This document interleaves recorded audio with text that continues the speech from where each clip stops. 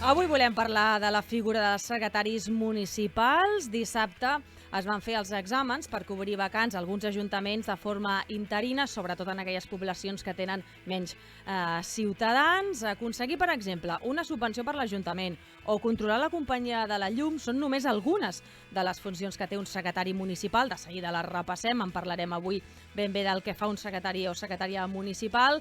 Alguns consideren que té fins i tot més poder que un alcalde o alcaldessa. L'alcalde o alcaldessa és el màxim representant polític i executiu, però el secretari s'ocupa bàsicament del que és la gestió administrativa i legal d'un consistori. Quin és el problema? Doncs que molts ajuntaments estan desesperats perquè no hi ha manera de trobar secretari o secretària i, per tant, per cobrir aquestes vacants. Hem de dir que és l'Estat el responsable d'habilitar aquests funcionaris de carrera que, sobretot i bàsicament, venen de l'àmbit del dret. I per això dèiem que aquest dissabte la Generalitat feia aquestes proves descentralitzades que permeten generar una borsa de treball que el que farà després és poder cobrir algunes vacants. Ara en parlem perquè avui ens visita la Montse Ferran, que és una rubinenca que porta molts anys estudiant, que ha superat una oposició per ser secretària municipal i que, per tant, ha guanyat la seva plaça, i amb ella repassarem una miqueta aquesta i d'altres figures importantíssimes d'un ajuntament. Molt bon dia, Montse. Molt bon dia, moltes Benvinguda, gràcies. moltíssimes gràcies. Si et sembla, comencem explicant. Jo només posava un parell d'exemples en la meva introducció, però m'agradaria que m'expliquessis què és un secretari municipal, perquè a vegades el mencionem fins i tot a les notícies perquè ha signat no sé què o ha signat alguna cosa i la gent no sap ben bé quina funció té, no?, un secretari municipal a un ajuntament. Doncs, en primer lloc, és important distingir les tres tipologies que podem trobar dintre de la figura dels funcionaris habilitats de caràcter nacional, que és l'oposició que jo acabo d'aprovar, i s'han encarregats de tres funcions diferents. La funció del secretari és l'encarregat de dur a terme totes aquelles tasques d'assessorament jurídic o bé també d'un fedatari públic, no? Potser el més lògic quan ens diem fer pública és el notari, no? El secretari també s'encarrega de donar fe de totes aquelles actes que es duen a terme a la corporació. També podem trobar la figura de l'interventor, que en aquest cas els interventors són els que s'encarreguen de dur a terme totes aquelles tasques econòmiques, de dir si hi ha pressupost, si no hi ha pressupost, si el pressupost que s'ha assignat es pot dur a terme per a aquella finalitat.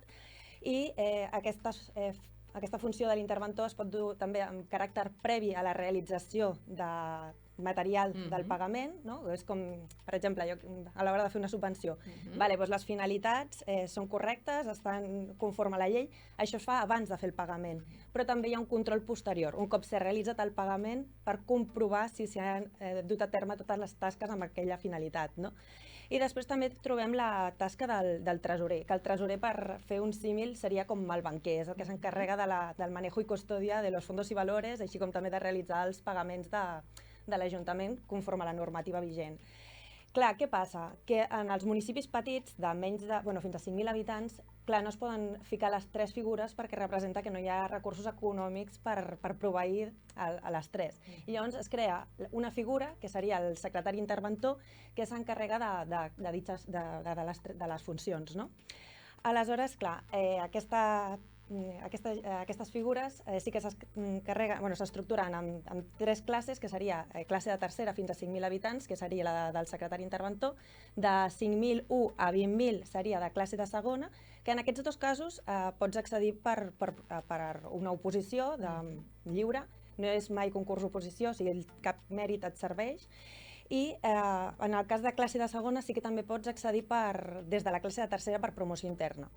Però en els municipis de més de 20.000 habitants... Que seria el cas de Rubí? Exacte. Només pots accedir quan ja ets un secretari o bé un interventor tresorer, que són les figures que, si et presentes a segona, per poder pujar al cap de 2 anys. Clar, estem parlant jo parlava només de secretari municipal, però ara que ens has explicat això, clar, estem parlant de tres figures completament essencials pel funcionament d'un ajuntament. A més, la seva signatura és bàsica perquè els projectes, els pressupostos o el que sigui que vulgui fer l'Ajuntament tiri endavant. Sense la signatura d'un secretari o d'un interventor, un ajuntament no pot funcionar. Clar, a veure, hi ha uns mecanismes, no?, quan no es pot proveir d'una habilitat nacional, que els ajuntaments poden ocupar aquella plaça de manera provisional perquè el funcionament no es quedi paralitzat. Però clar, no és la manera correcta, no?, perquè representa que una habilitat té la formació i l'habilitat de poder tirar endavant aquests mecanismes. Però sí, és cert que és necessari per tot. I llavors, abans has dit una cosa, no?, que has dit és que gairebé té més poder que l'alcalde. Clar, és important que a l'hora de dur a terme les tasques, tu pots, quan tu no estàs conforme amb una cosa, amb un projecte de l'Ajuntament i no estàs d'acord, es pot dur a terme, si ets secretari fas un informe desfavorable i si ets interventor fas un reparo, no? Llavors és l'alcalde o el ple en aquest cas el que diria si vol seguir endavant el projecte i tu t'eximiries de la responsabilitat que comporta.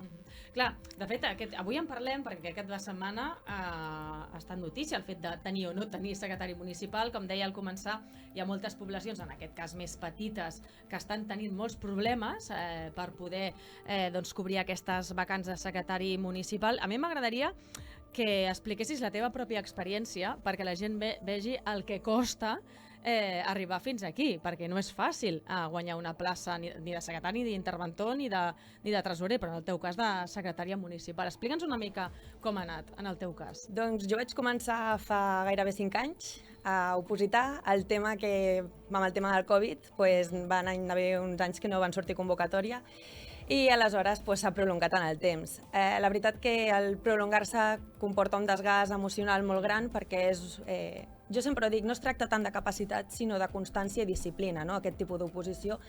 Vivim en societats que volem els resultats ja. O sigui, jo començo alguna cosa, vull ja. En aquest cas no, o sigui, aquí els resultats els veus a llarg termini i també has d'estar molt preparat per al fracàs. Jo vaig presentar la convocatòria anterior, vaig suspendre l'últim examen amb un 4 a la part econòmica perquè com he provat jo les de secretaria d'intervenció, tinc part econòmica i jurídica en l'últim. La part econòmica, que és la que porto una mica més fluix perquè jo vinc de dret, vaig suspendre. Però l'altre dia quan vaig aprovar vaig anar a un ajuntament que vaig estar treballant i la interventora que estava en el seu departament em va dir, la verdad que me sorprendió la forma en que afrontaste tu suspenso, ¿no? Digo, para mí no es un fracaso, simplemente es una experiencia y es un impulso para seguir estudiando y empecinada con mi objetivo, ¿no?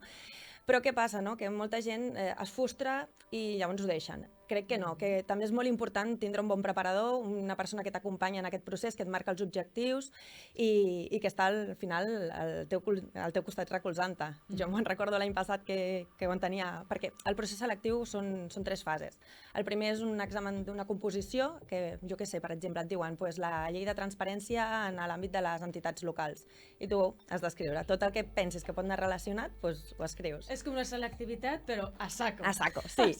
La complexitat més gran és el segon examen, que és un oral. Llavors, tu tens 2 bosses com si fossin boles de bingo, amb tots els temes del temari, que són 150 temes, i en treus aleatòriament 3. En pots descartar un i de la bossa general, de la bossa específica, treus un i el que toca. No? Llavors, els has de defensar, són 10 minuts per tema davant del tribunal de manera oral. Només tens el BOE que et diu protecció de datos i tens 10 minuts per estar-lo exposant. Clar, aquest és el més complex perquè no tens temps de poder recapacitar però aquest, la veritat que els 2 anys l'he provat i molt bé. I l'últim és un exercici jurídic i un econòmic que aquest any també l'he superat. I per això ara estem esperant a fer el curs formatiu. És el que t'anava a preguntar. Sí. Un cop has fet aquest gran esforç, has aprovat i tens la plaça, què és el que ve ara? Ara ens vam donar la nota el 4 de desembre, que a més estava de viatge i vaig veure l'aprovat, que va ser una alegria molt gran perquè no vaig sortir molt convençuda de l'últim. I estem esperant que l'INAP publiqui al BOE les llistes fent el nombre, per presentar tota la documentació i ja que ens nombrin funcionari de carrera en pràctiques. I finalitzat el curs formatiu de 6 mesos, aleshores sí que ens diran els destins que podem triar i serem nombrats funcionaris de carreres, ja passant a formar part de l'Ajuntament que siguem adscrits. Després d'escoltar la teva experiència i tants anys dedicant-hi i estudiant, clar, realment no tothom està disposat a fer-ho i suposo que per això també falta gent, no?, per cobrir aquestes vacants, perquè llegia abans d'ahir la notícia en relació a aquestes proves de dissabte i realment hi ha ajuntaments, si em permet, entre cometes, desesperats perquè és que no troben a gent. Clar, el tema és que primer és una oposició que no està molt no és molt coneguda.